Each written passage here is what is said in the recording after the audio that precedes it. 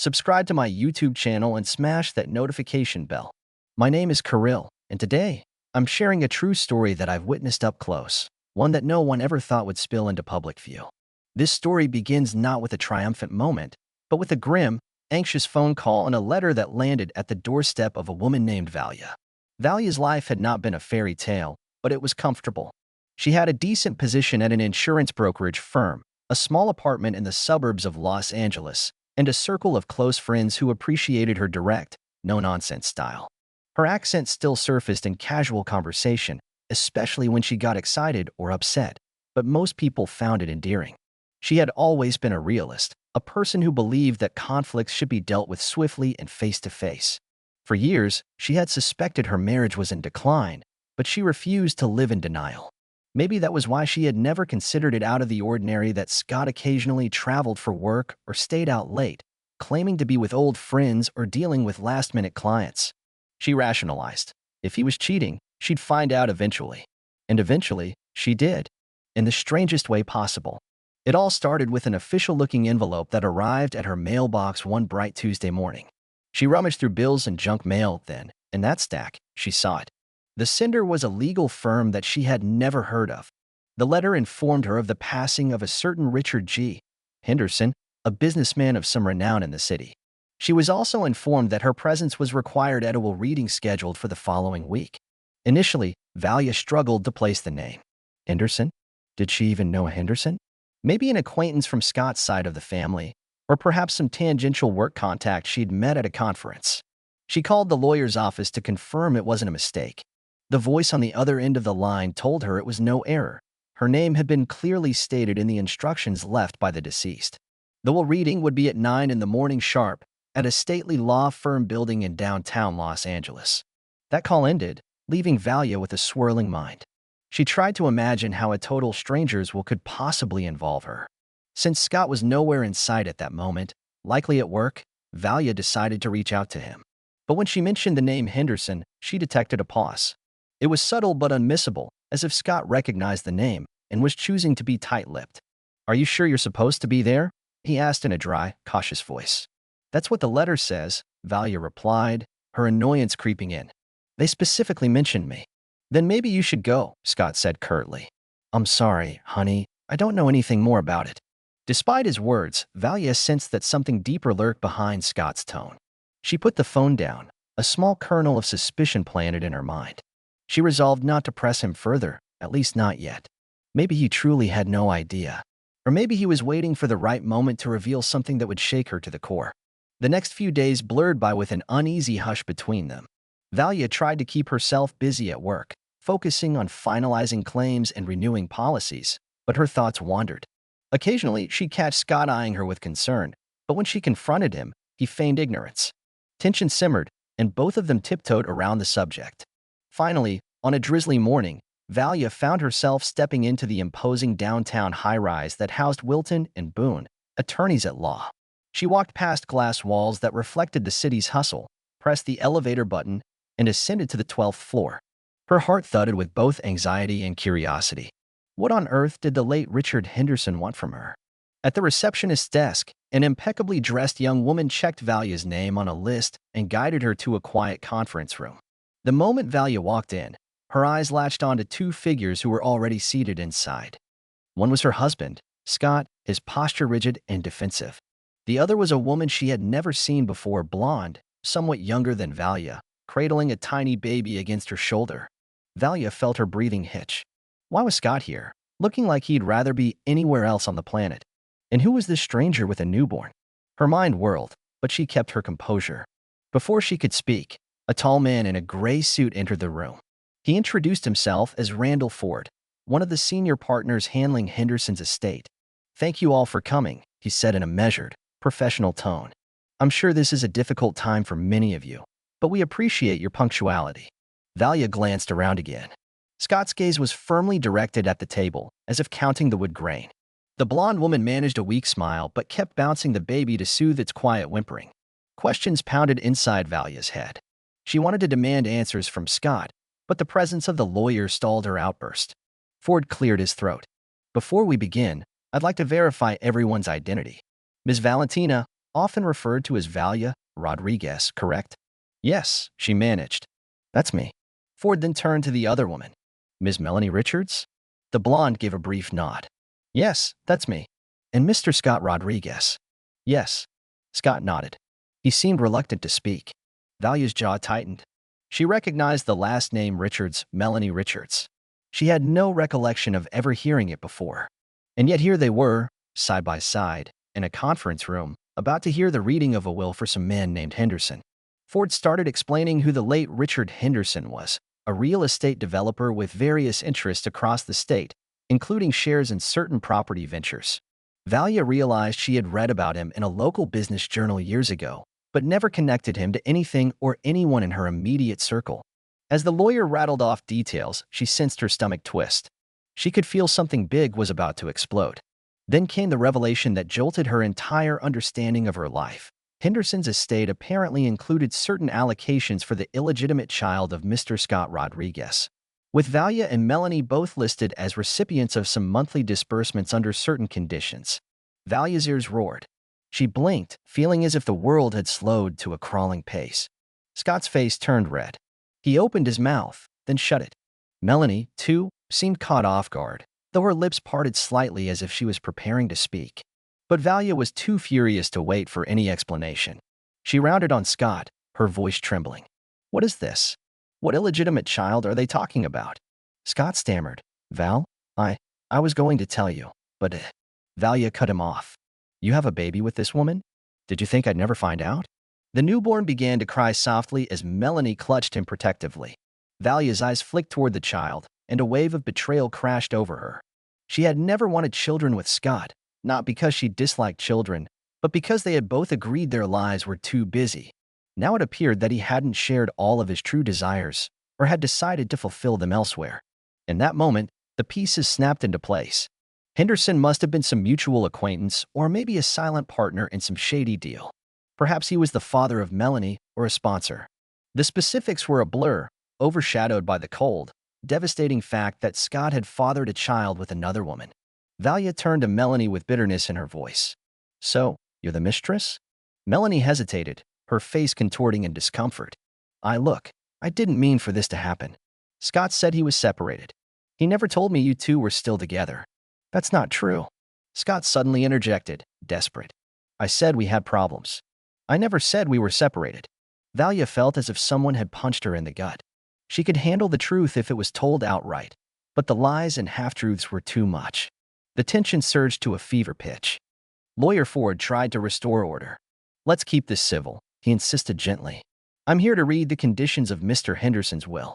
Each of you has a right to question the terms, but let's please refrain from personal attacks in this setting. Valia's ears were ringing. Her rage was a physical presence, clawing at her. She barely registered what the lawyer said next, the part about a trust fund for the baby, the possibility of recurring payments to Melanie if paternity was confirmed, and some additional settlement that might involve Valia herself as long as she remained legally married to Scott. It was an absurd twist, like being thrown into a storyline from a bad soap opera. Finally, the volcano erupted. Valia shot to her feet, fists clenched. She glared at Melanie, who was holding her child protectively. You ruined my marriage, Valia growled, her accent thickening with every syllable. You come here with your baby and expect me to just, what, accept it? Melanie, her eyes brimming with tears, tried to steady the crying baby. I didn't know, she insisted. He told me he was done with you. By the time I realized it wasn't true, I was already pregnant? Valia spat. You should have walked away if you had any decency. Scott slammed his hand on the table. Stop it, Valia. We all made mistakes here, okay? None of this was planned, but Valia was beyond listening. She marched around the table, ignoring the lawyer's protests. In an instant, her fists flew, connecting with Melanie's shoulder and nearly toppling the chair. Melanie shrieked, shielding the baby. The child let out a piercing wail. Hey, Lawyer Ford shouted, rushing to intervene. Scott leaped up to pull Valia away, while the receptionist, hearing the commotion, dashed into the room, phone in hand, presumably ready to call security. Valia's momentum drove her forward for a moment longer, arms flailing in blind fury. She managed to land another wild swing against Melanie's upper arm before Scott yanked her back forcefully. Melanie stumbled, face contorted with shock and fear, but clutched the baby protectively. For a few seconds, chaos reigned, and the conference room rang with the baby's screams. Then Valia froze, tears burning in her eyes. She realized what she had done, launching herself at a woman holding an infant. Even if she felt an avalanche of betrayal, she never wanted to harm a defenseless child. The reality of the violence sank in, sobering her. Lawyer Ford's face was stern. "We cannot proceed this way," he said firmly. "If there's any further violence, I will call the authorities." Valia's throat tightened. She glanced over at the newborn, crying softly in his mother's arms, and a wave of regret flooded her. She took a step back, trying to catch her breath.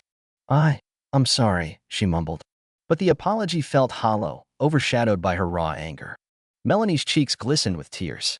She tried to soothe the child, stroking his tiny head while giving Valia a look of equal parts fear and resentment.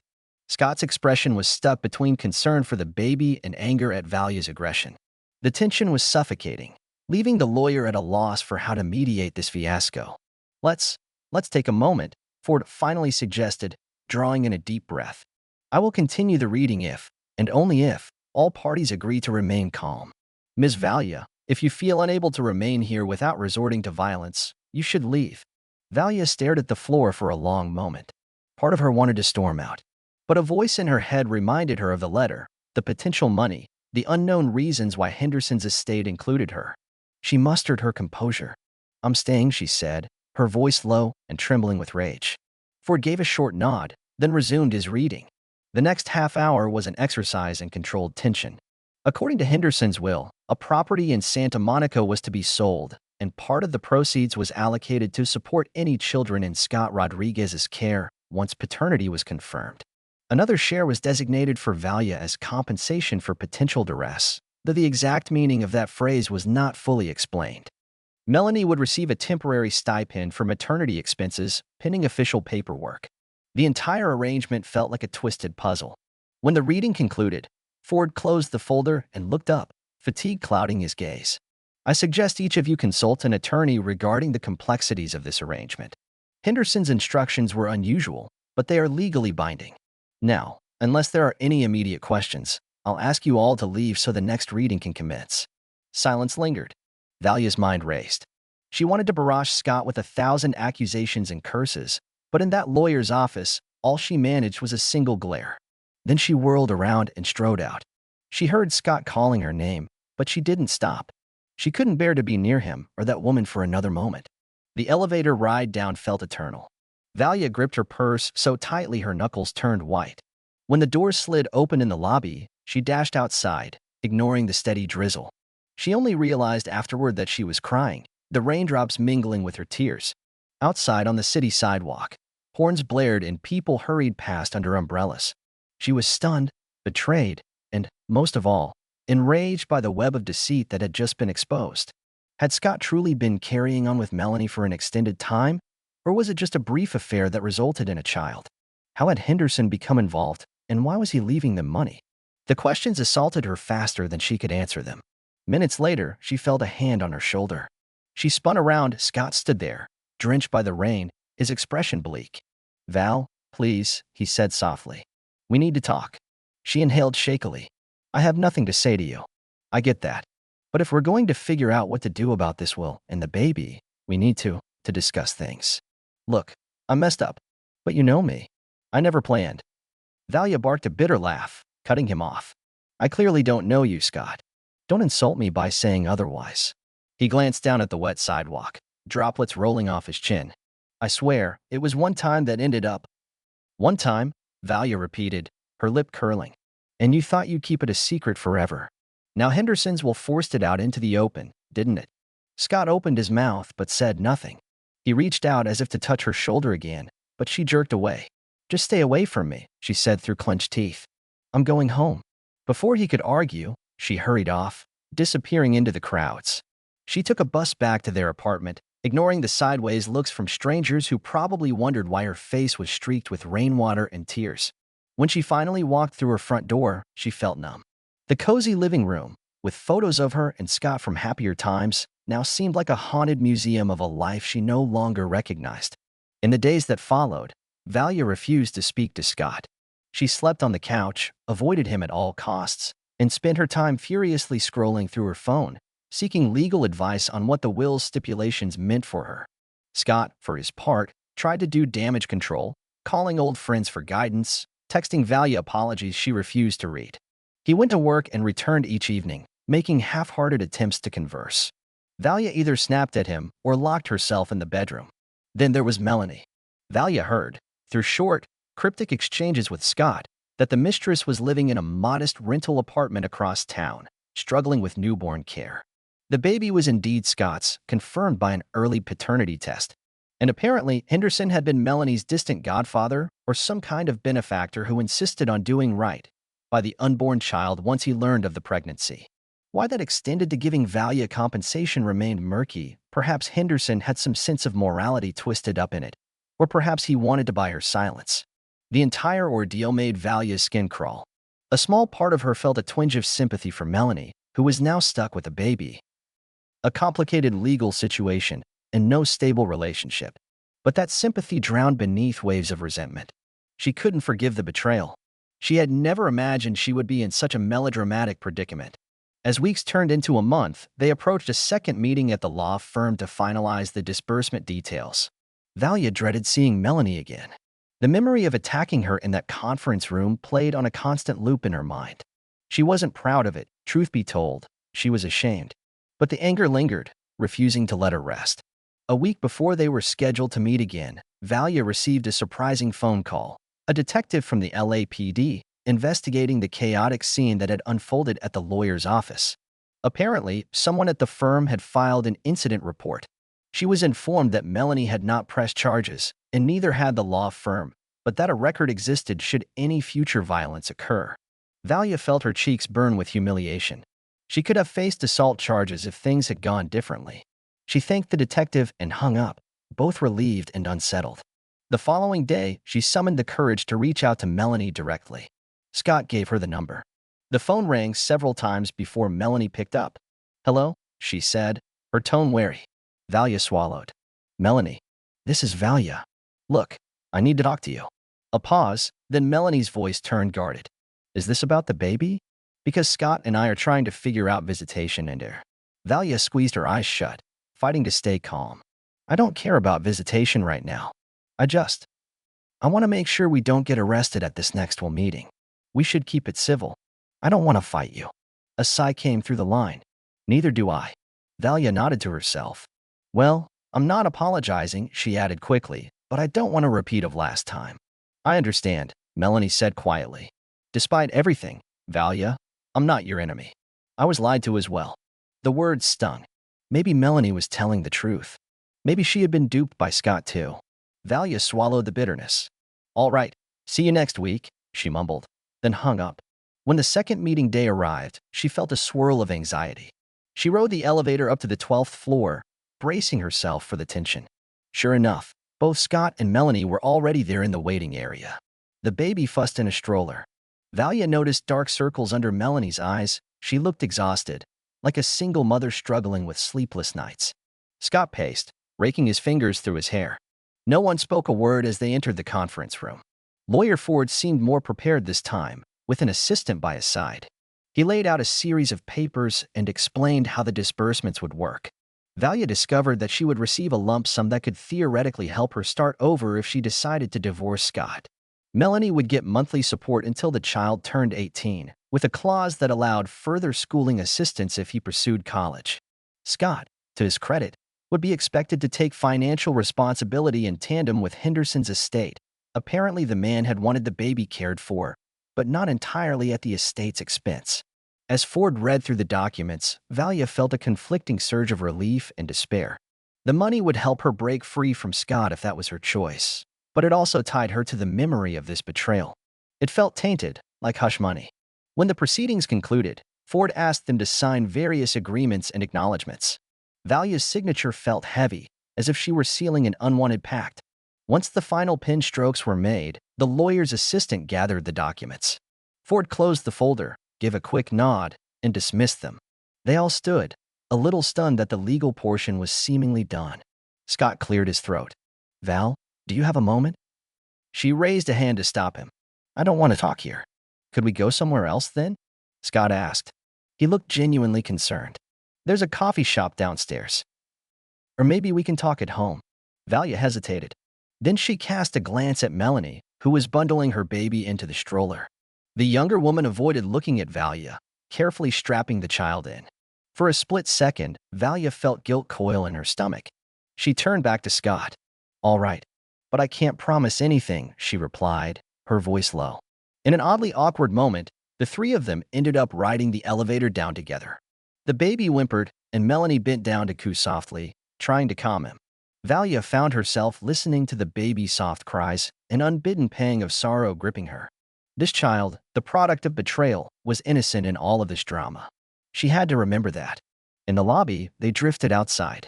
The rain had cleared, replaced by a crisp breeze. Cars zipped by, and pedestrians maneuvered around them, oblivious to the swirling tension in the trio. Melanie offered a weak smile. I'll be going now. Good luck with everything. Valia locked eyes with her and managed a tight nod. It was a gesture that said, let's keep the peace. Melanie nodded in return, then wheeled the stroller toward the parking garage.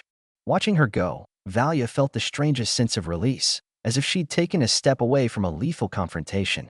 Scott gestured to a coffee shop across the street. Please, Val. They crossed, found a table near the window. The barista took their orders, black coffee for Valia, a latte for Scott. They sat, steam rising from the cups in an awkward hush. After a moment, Scott spoke, his voice soft. I just want you to know I never meant to hurt you. I was stupid. I was weak. Valia glared at him over the rim of her cup. Stop saying that. What's done is done. Now we have to deal with it. He rubbed his temples. I don't want our marriage to end like this. Maybe we can. Our marriage ended the moment you chose someone else, she interjected. This reading just forced everything out in the open. We were having issues, yes, but I never crossed the line with another man. You did. Scott's eyes flickered with regret. I know. She sipped her coffee, trying to calm her trembling heart. Part of her wanted to forgive him, to cling to the life they had built, but the betrayal felt too immense. And that baby, he was a living reminder of the lies. They talked for half an hour, conversation veering from heated accusations to painful admissions. Scott insisted it had been a single night of weakness, fueled by an argument he and Valia had that same day.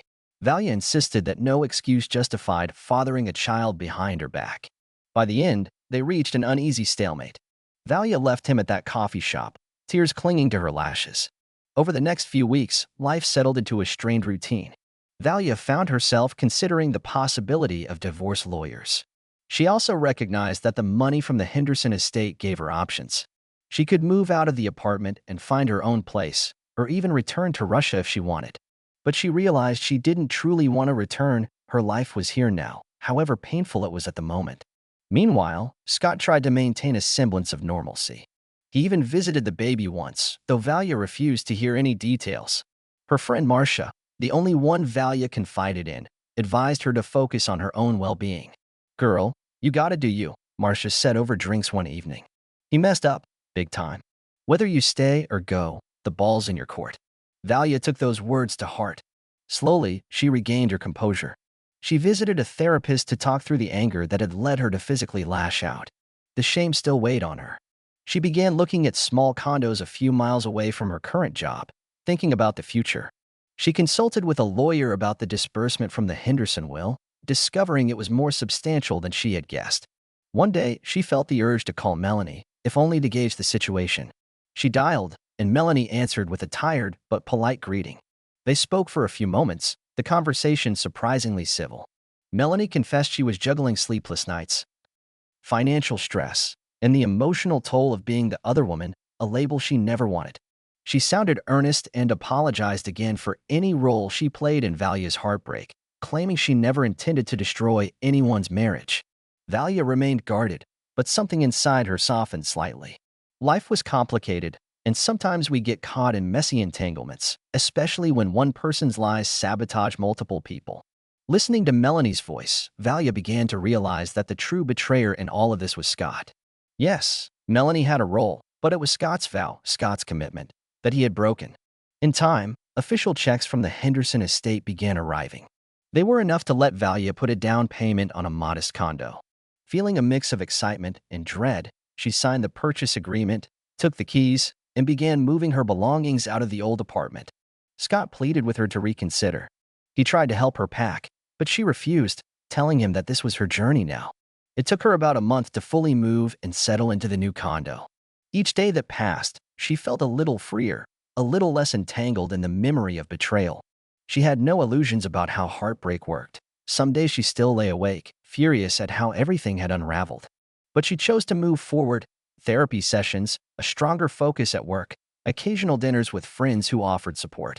On a rainy afternoon that echoed the day of the will reading, Valia found herself standing by her new window, watching droplets slide down the glass. She clutched a warm cup of tea, breathing slowly. The future was uncertain, but it was hers to shape. The scandal with the mistress and the newborn had dragged her through an emotional battlefield, but she survived. Perhaps, in some twisted way, Henderson's bizarre will was the catalyst she needed to break from a marriage that was already eroding. As for Scott, he slipped in and out of contact. Sometimes he called, leaving messages filled with regret. Sometimes he texted, updates about the baby or queries about mundane household items. Valia was polite, yet distant. She never returned to him, not in any way that mattered. Their marriage, once built on shaky foundations, was now irreversibly fractured. The final loose end was the question of whether Valia would pursue legal action against Melanie or vice versa for that brawl in the lawyer's office. However, neither of them wanted more conflict. They kept the peace, partly out of mutual exhaustion, partly to respect the baby's future. And so, the story of Valia's attendance at a will reading ended not with a tidy bow, but with open possibilities. She had discovered the ultimate betrayal, lashed out in a moment of rage, then picked up the pieces of her life on her own terms. The money from Henderson's estate felt like a strange cosmic joke, yet it gave her the chance to reinvent herself, free from a marriage steeped in deception. Perhaps that is the best we can do with real-life tragedies. Endure them, learn from them, and move on. Betrayal stings. Scandals can erupt unexpectedly. But even in the aftermath, we find shards of hope, hope that will emerge stronger, more certain of what we will and will not accept in our lives. Thank you for listening to this story. If you haven't already, don't forget to subscribe to my YouTube channel, where I, Kirill, delve into real-life tales that prove truth can be stranger than fiction.